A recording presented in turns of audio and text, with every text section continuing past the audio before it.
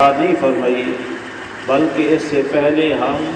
موسیٰ علیہ السلام کو بھی یہ معراج عطا فرما چکے ہیں، اور صرف فرق یہ ہے کہ جب محبوب علیہ السلام کو معراج کرائی، سیر کرائی مسجد حرام سے مسجد اقصیٰ تک اور مسجد اقصیٰ سے لامکانوں تک معراج کرائی۔ جب موسیٰ علیہ السلام کو رب تعالیٰ نے معراج کرائی تو ان کو گھر سے کوہ طور تک پہنچایا اور وہاں پہ ان کو حکم فرمایا کہ 40 دن کے روزے رکھنے ہیں۔ 40 دن کے روزوں کے بعد اللہ نے ان کو کتاب عطا فرمائی، اور کتاب بھی ایسی عظیم، ایسی شان والی کتاب عطا فرمائی کہ جو بنی اسرائیل کے لیے ہدایت تھی، یعنی ان کی ہدایت کے جتنے بھی ذرائع یا جتنے بھی معاملات تھے سب کا احاطہ اس کتاب کے اندر موجود تھا۔ اور فرمایا کہ ہم نے حکم دیا کہ تم اللہ کے سوا کسی اور کو کارساز نہ بنانا۔ تو یہ حکم قیامت تک کے لیے تمام مسلمانوں کے لیے ہے کہ تمہارا کارساز اللہ ہے، تمہارا وکیل اللہ ہے۔ تم نے جب بھی بھروسہ کرنا ہے اللہ کی ذات پر کرنا ہے، اور جب بھی مانگنا ہے اللہ سے مانگنا ہے، اور یہ اللہ تعالیٰ نے حکم فرمایا ہے۔ تو حضرات مکرم، جب اس طرح کی آیات بینات انسان سنتا ہے، پڑھتا ہے، اور اس کا سب سے پہلا جو رد عمل ہوتا ہے وہ یہ ہوتا ہے جی اولیاء کرام سے، انبیاء علیہ السلام سے مانگنا جائز نہیں ہے، یہ قرآن حکم دیتا ہے۔ تو میرے بھائیوں یاد رکھیں، اللہ تعالیٰ کارساز ہے، اللہ تعالیٰ مسبب الاسباب ہے، اللہ سبب پیدا فرماتا ہے، اللہ ذرائع پیدا فرماتا ہے۔ انسان کو ضرورت ہے، مختلف چیزوں کی ضرورت ہے، انسان کو غذا کی بھی ضرورت ہے، انسان کو شفا کی بھی ضرورت ہے، انسان کو مطلب دنیاوی معاملات میں بھی کسی کی مدد کی ضرورت ہے۔ انسان کی زندگی کے اندر ہزاروں پہلو موجود ہیں، ان کی ہزاروں ضرورتیں ہیں، اور تمام ضرورتوں کا اللہ تعالیٰ نے ایک ذریعہ نہیں بنایا۔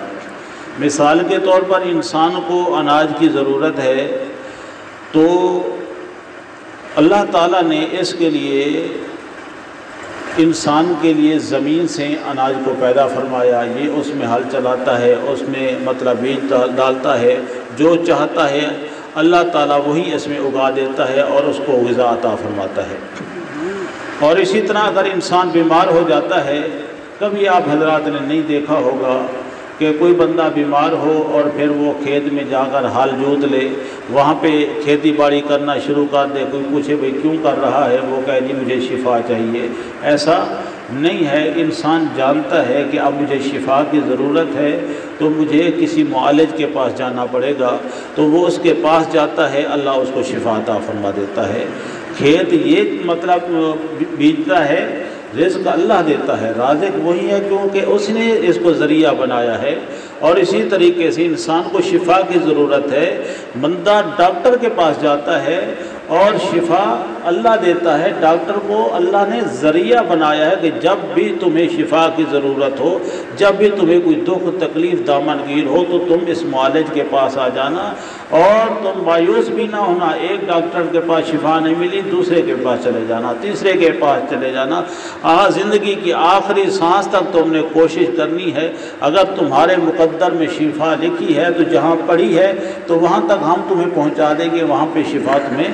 مل جائے گی۔ مایوس ہو کر گھر میں نہیں بیٹھنا۔ اگر خدا نہ خواستہ شفا نہیں ملتی تو یہ عام سا جملہ ہے جو ہر کوئی بول دیتا ہے، کہتے ہیں کہ جناب اگر زندگی ہوتی تو کوئی نہ کوئی ٹونا لگ جاتا، کوئی نہ کوئی علاج اثر کر جاتا، جب زندگی نہیں رہی تو علاج بھی بے فائدہ رہا۔ ہر انسان اس بات کو سمجھ جاتا ہے کہ انسان یا معالج جو ہے یہ صرف اور صرف ذریعہ شفا ہیں، اصل شفا جو ہے وہ اللہ کی ذات ہے، اللہ ہی شفا عطا فرماتا ہے۔ اسی طرح انسان دنیا کے کسی بھی مقدمے میں پھنس جاتا ہے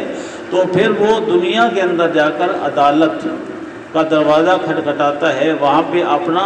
جستجو کرتا ہے، جدوجہد کرتا ہے، کوشش کرتا ہے، وکیل کھڑا کرتا ہے اور اپنے مطلب حقائق اور دلائل دیتا ہے تاکہ میری اسے جان چھوٹ جائے۔ تو حضرات مکرم دنیا کے معاملات میں پھنستا ہے تو بندہ جا کر عدالت سے رجوع کرتا ہے، نہ کہ کھیت میں چلا جاتا ہے، نہ کہ ڈاکٹر کے پاس چلا جاتا ہے، نہ کہ آ کے وہ مسجد میں بیٹھ جاتا ہے، وہ ادھر جاتا ہے جو سبب ذریعہ اللہ نے اس کے لیے پیدا فرمایا ہے۔ بات سمجھ آئیے کہ نہیں؟ جس طرح کی ضرورت انسان کو ہوتی ہے اللہ تعالیٰ نے اسی کا سبب پیدا فرما دیا ہے، پھر انسان خود بخود اسی کی طرف چلا جاتا ہے، رجوع کرتا ہے، اللہ پھر اس کی کارسازی فرما دیتا ہے، اس کی ضرورت کو پورا فرما دیتا ہے۔ انسان کو پیاس لگی ہے تو پھر انسان کدھر جاتا ہے؟ آگ سینکنے نہیں بیٹھ جاتا، انسان پھر پانی پیتا ہے۔ اللہ تعالیٰ نے پانی کے اندر یہ خاصیت رکھ دی ہے کہ وہ انسان کی پیاس کو بجھا دیتی ہے۔ انسان کو سردی لگتی ہے تو پھر وہ پانی میں نہانے نہیں چلا جاتا، انسان پھر آگ سینکنے چلا جاتا ہے، سورج کے سامنے چلا جاتا ہے، رضائی میں چلا جاتا ہے، پھر یہ اس کے جسم کو مطلب کہ سردی کو دور کر دیتی ہے، انسان ٹھیک ہو جاتا ہے۔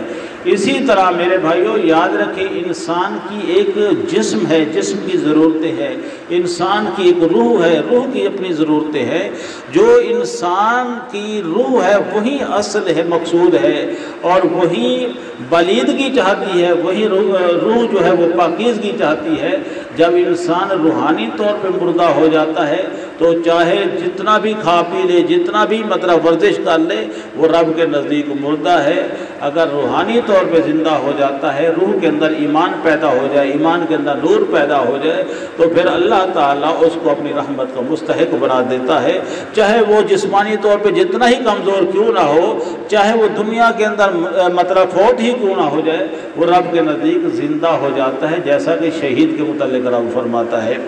تو حضرات مکرم یہ اولیاء کرام انبیاء علیہ السلام جو ہیں یہ ہماری روحانی ضرورتوں کو پورا فرماتے ہیں، یہ ہماری روحانی مشکلات میں ہمارے لیے آسانی پیدا فرماتے ہیں، کیونکہ جہاں پہ اولیاء کرام کے مزارات ہیں یا جہاں پہ اولیاء کرام زندہ ہیں، موجود ہیں، رہتے ہیں، یا جہاں پہ انبیاء علیہ السلام کے روضہ مبارکہ ہیں، تو وہاں پہ اللہ کی رحمت جو ہے وہ چھما چھم ہمیشہ برستی رہتی ہے۔ اور جو بندہ وہاں پر اس نظریے سے جاتا ہے کہ میں جاؤں گا، وہاں پر بیٹھوں گا، وہاں پہ ان اولیاء کرام کے لیے دعا کروں گا، تو میں اللہ کے پیاروں کے لیے جب دعا کروں گا تو اللہ کو بھی مجھ پر پیار آ جائے گا، اور اللہ اس کے صدقے، اس کے ذریعے مجھ پر بھی اپنی رحمت کی برکھا برسا دے گا۔ اگر اس کی رحمت کا ایک چھینٹا بھی مجھے مل گیا تو میرا بگڑا کام بن جائے گا، میرا بگڑا کام سنور جائے گا۔ تو حضرات مکرم یہ ہے وہ مشکل کشائی جو اولیاء کرام کرتے ہیں، یہ ہے وہ مشکل کشائی جو مطلب کہ اولیاء کرام سے مانگتے ہیں۔ ایسا نہیں ہوتا کہ بھئی آج میں تھک گیا ہوں، حال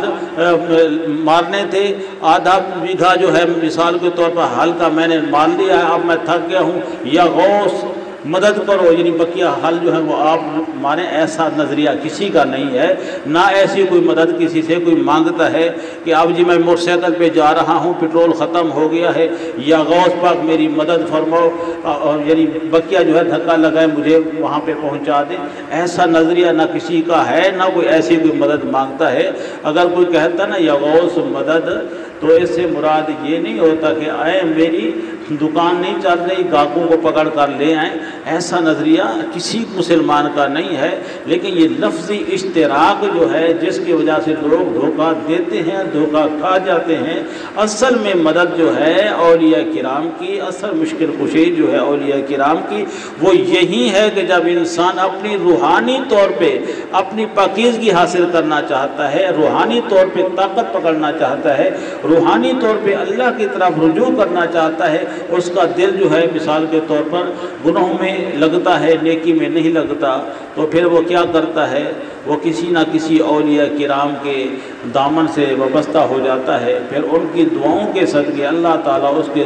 دل کو جو ہے گناہوں کی بیماری سے بچا لیتا ہے، اللہ اس کو اپنی طرف متوجہ فرما لیتا ہے، اور اس کو مطلب کہ عبادت میں دل لگنا شروع ہو جاتا ہے۔ ایک واقعہ آتا ہے کہ ایک بندہ گیا اپنے بیٹے کو لے کر حضرت میاں شیر محمد شرق پوری رحمۃ اللہ علیہ کے پاس، اور جا کر کہتا ہے کہ جناب یہ جو ہے نا मतलब कि अब्दुल्ला साहब बेटे को लेकर गए कि ये जो नमाज नहीं पढ़ते, मैं इसको सारा दिन कहता हूँ नमाज पढ़कर बिल्कुल ये मस्जिद के करीब ही नहीं जाता। बाप की तड़प थी ये नमाजी बन जाए, और लेकर कहाँ गए? एक वली कामिल के पास, और कहने लगे कि जनाब ये नमाज नहीं पढ़ता, ये नमाज पढ़े, आप दुआ फरमाएं। कहते हैं कि हज़रत मियाँ शेर मोहम्मद शरफ़पुरी रहमतुल्लाह अलैह ना सोए हुए थे, यूँ टोह लगाकर चटाई पे लेटे हुए थे आप। जब उन्होंने कहा ना ये नमाज नहीं पढ़ता, आप दुआ फरमाएं ये नमाजी हो जाए, तो आप ऐसी हालत में मतलब जैसे कोई वजदानी कैफियत में पुरजोश अंदाज में आप उठे और उठकर उसके दिल की तरफ इशारा, उंगली का इशारा फरमाया, ज़ुबान से इरशाद फरमाया, अब्दुल्ला नमाज पढ़ा कर, अब्दुल्ला नमाज पढ़ा कर, नजर करम हो गई। तो फिर उसकी कैफियत ये हुई कि सुबह से जो जाता तहज्जुद की नमाज पढ़ के ही वापस घर लौटता था, यानी ऐसा दिल लगा कि नमाज मस्जिद के बगैर वो रह नहीं सकता था। ये है उनकी मददगारी, ये है उनकी मुश्किल कुशई कि जब इंसान को रूहानी तौर पे बालिदगी चाहिए होती है, वहाँ पे उसको तरक्की चाहिए होती है। जब रूहानी तौर पे वो बंदा दुनिया से उकता